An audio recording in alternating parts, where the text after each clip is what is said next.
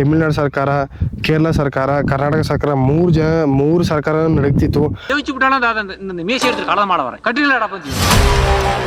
ಅವನ ಹತ್ರ ಚೆನ್ನಾಗಿರ್ತಿದ್ರು. ಅವನ ಹತ್ರ ಅವ್ನ ಆಪೋಸಿಟ್ ನಿಂತ್ಕೋತೀನಿ ಅಂದ್ರೆ ಅವ್ನ ಮಡಗ್ತಾನೆ ಇಲ್ಲ, ತೀರ್ಸ್ಬಿಡ್ತಿದ್ರು. ಹಂಗೇನೆ ವೀರಪ್ಪನವರು. ಗೊತ್ತಾಗ್ಲಿ. ಸಾಕಷ್ಟು ಆನೆಗಳನ್ನ, ಸುಮಾರು ಒಂದು 2,000-3,000 ಅಷ್ಟು ಆನೆಗಳನ್ನ ಸಾಯಿಸಿ ದಂತಗಳನ್ನೆಲ್ಲ ಕಿತ್ಕೋತಿದ್ರು. ಸುಮಾರು ಒಂದು 100-150 ಜನರನ್ನಷ್ಟು ಸಾಯಿಸಿದಾನೆ ವೀರಪ್ಪನು. ಅವ್ನ್ ಕಂಡ್ರೆ ಅವಾಗ ಹೆಂಗ್ ನಡಕ್ತಿದ್ರು. ಅವಾಗ ಆ ವೀರಪ್ಪನ್ ಇದ್ದಾಗ ನಾಳೆ ಬಂದು ನೋಡಿದ್ರೆ ಆ ಪ್ಲೇಸ್ ನಲ್ಲಿ ಇರ್ತಾ ಇರ್ಲಿಲ್ಲ. ಅದಕ್ಕೇನು ಪೊಲೀಸಿಗೆ ಹಿಡ್ಕೊಟ್ಟು 6 ಜನನು ಗದ್ದೆ ಸಾಲನವ್ರೆ. ವೀರಪ್ಪನ್ ಹೆಂಡ್ತಿನ ಕಿಡ್ನಾಪ್ ಮಾಡಿದ್ದಾರೆ ಗದ್ದೆ ಸಾಲಿನವರು 5 ಜನ ಅಂತ ಸುಳ್ಸುದ್ದಿ ಹೋಗುತ್ತೆ ವೀರಪ್ಪನ್ಗೆ. ಅವಾಗ ಏನ್ ಮಾಡ್ತಾನ ವೀರಪ್ಪನು ಅವ್ರನ್ನ ಹುಡುಕಿ ಪಾಪ ಅಮ್ಮಯ್ಯಕರನ್ನ ಕೊಲ್ತಾನೆ ಇಲ್ಲ 5 ಜನದಲ್ಲಿ. ಎಲ್ರಿಗೂ ನಮಸ್ಕಾರ, ನಾನು ನಿಮ್ಮ ಪ್ರೀತಿವಾಚಾರ್. ನಾನು ಚನ್ನಪಣ್ಣಯಿಂದ ಇಲ್ಲಿ ಏನು ಬಂದಿದ್ದೀನಿ ಅಂದರೆ, ಒಬ್ಬ ನಟೋರಿಯಸ್ ಕಿಲ್ಲರ್ ವೀರಪ್ಪನವರ ಒಂದು ಕೃತ್ಯ ನಡೆದಂಥ ಜಾಗಕ್ಕೆ. ಅದು ಎಲ್ಲಿ ಅಂದರೆ ತಮಿಳ್ನಾಡಿನ ಗದ್ದೆ ಸಾಲಲ್ಲಿ ಸ್ಟಾರ್ಟ್ ಆಗಿದ್ದು ಅವರ ನಿಜವಾದ ಸ್ಟೋರಿ.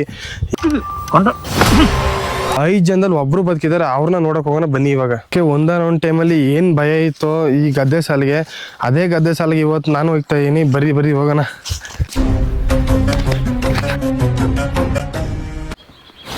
ತಾತ ಇದ್ದಾರಾ?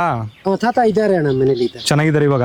ಚೆನ್ನಾಗಿ ನೋಡಿ, ಅಂತೂ ನಾವು ಗದ್ದೆ ಸಾಲಿಗೆ ಬಂದಿದ್ದೀವಿ. ಗದ್ದೆ ಸಾಲಲ್ಲಿ ಆ ವೀರಪ್ಪನಿಂದ ಬದುಕುಳ್ದೆ ಅಂತ ತಾತು ಮನೆಗೆ ಬಂದಿದ್ದೀವಿ. ಇದು ನೋಡಿ ಆ ತಾತು ಮನೆ. ಬನ್ನಿ ನೋಡಿ, ಅಂತೂ ಇಂತೂ ನಮಗೆ ಆ ತಾತ ಸಿಕ್ಕಿದ್ರು. ನೋಡಿ, ಇವರೇ ಆ ತಾತ. ಇವರೇ ನೋಡಿ.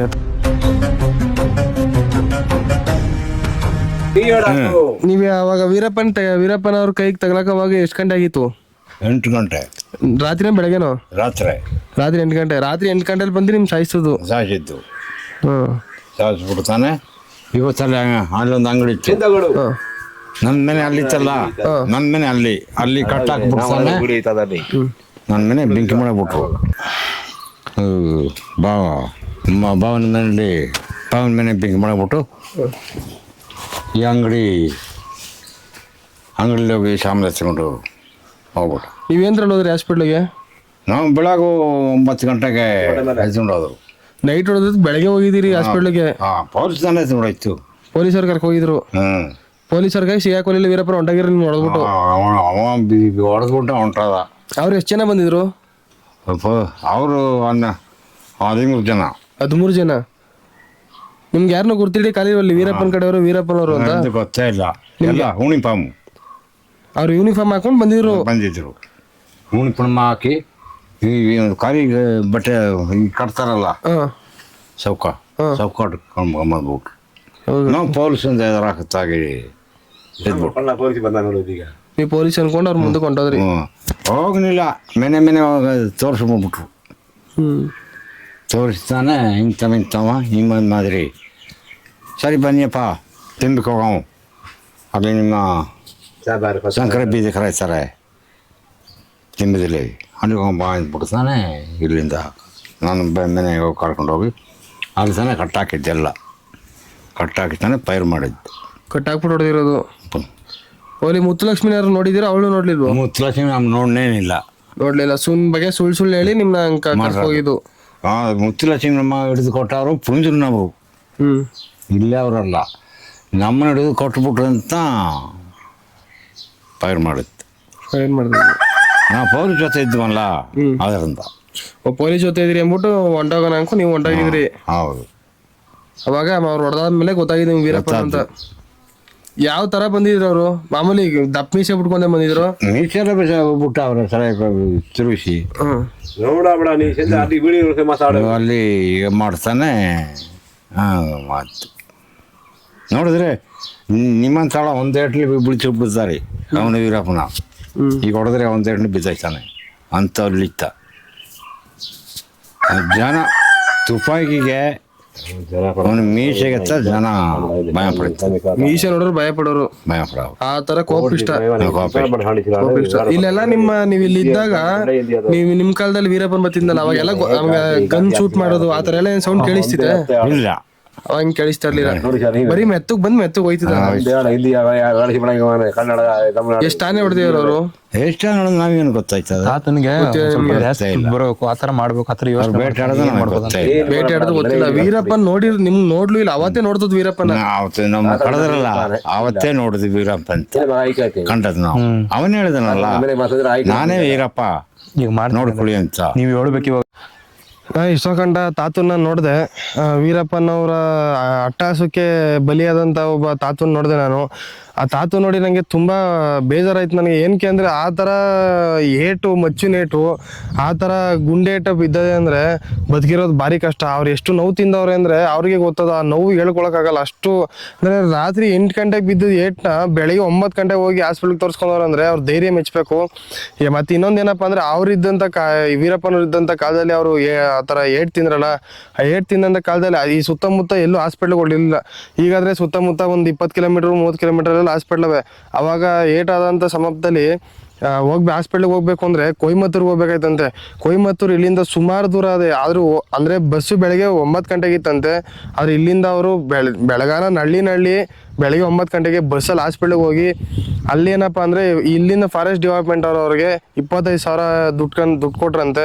25,000 ಏನಕ್ಕೂ ಸಾಕಾಗಲ್ಲ. ಏನಕ್ಕೆ ಅಂದರೆ ಅವ್ರಿಗೆ ಆ ಥರ ಮಚ್ಚಿನ ಏಟ್ ಬಿದ್ದಿತ್ತು.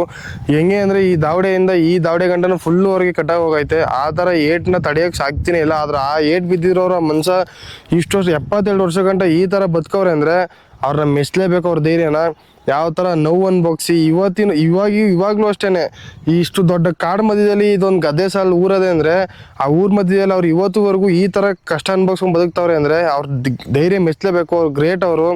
ಅಂದರೆ ಅವ್ರ ಮನೆ ಒಂಚೂರು ಸರಿ ಇಲ್ಲ, ಮನೆಯೆಲ್ಲ ಬಿದ್ದೋಗೋ ಸ್ಟೇಜಲ್ಲಿ ಐತೆ. ಆಮೇಲೆ ಅವ್ರಿಗೆ ಇಲ್ಲಿ ಊಟಕ್ಕೆ ಸಮಸ್ಯೆ ಅದು ಇದು. ಅಂದರೆ ಅವ್ರ ಮಗ ಒಬ್ಬರೇ, ಅವ್ರ ಹೆಂಡತಿ ಇಲ್ಲ, 3 ಜನ ಮಕ್ಕಳಂತೆ. ಅವ್ರ 3 ಜನ ಮಕ್ಕಳವ್ರು ಒಬ್ಬ ಮಗನ ಜೊತೆ ಮಾತ್ರ ಇರೋದವರು. ಆ ಇನ್ನೊಬ್ರು ಮಕ್ಳು ಅವ್ರ ಜೊತೆ ಎಲ್ಲ ಅವ್ರು ನೋಡಲೇ ಇಲ್ಲ ನಾನು. ಅವ್ರ ಒಬ್ಬ ಮಗನ ಜೊತೆ ಮಾತ್ರ ಇದ್ರು. ಅವ್ರ ಮಗನೂ ಅಷ್ಟೇ ನಮ್ಗೆ ಅದು ಮನೆ ಸರಿ ಇಲ್ಲ, ಮಳೆ ಬಂದರೆ ಮಳೆ ಸೋರ್ತದೆ, ಹಂಗೆ ಹಿಂಗೆ ಎಲ್ಲ ಹೇಳಿದ್ರು. ನಮಗೂ ಸಖತ್ ಬೇಜಾರಾಯಿತು. ಕೇಳಿ ಬೇಜಾರಾಗೋಯ್ತು ನಮಗೂ.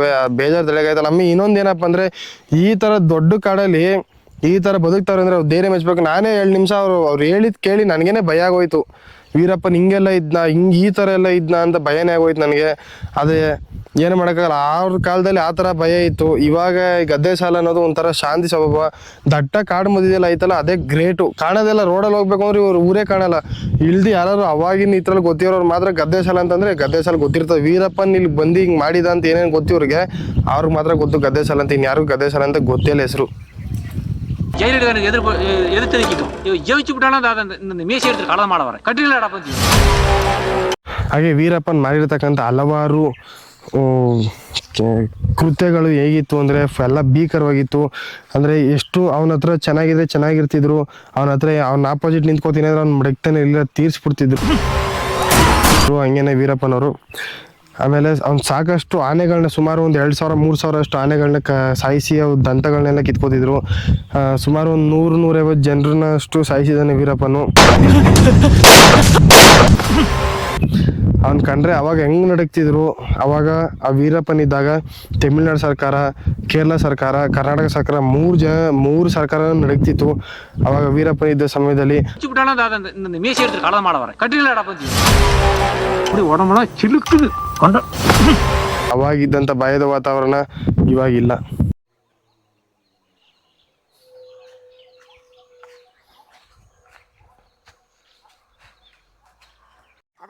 ನೋಡ್ರಿ ಇವಾಗೆಲ್ಲ ಕುರಿ ಮೇಕೆ ಮತ್ತು ಹಸುಗಳನ್ನೆಲ್ಲ ಕಾಡುಗಳು ಕೂಡ ಹೋಗ್ತಾರೆ. ಅದೇ ವೀರಪ್ಪನ ಟೈಮಲ್ಲಿ ಯಾರನ್ನೂ ಕೂಡ ಹೋಗ್ತಾ ಇರಲಿಲ್ಲ. 5 ಮೈಕು ಊಟ ಮಾಡಿದ್ರ್ಯಾ? ಎಲ್ಲಿಗೆ? ಮನೆಗ್ಯಾ?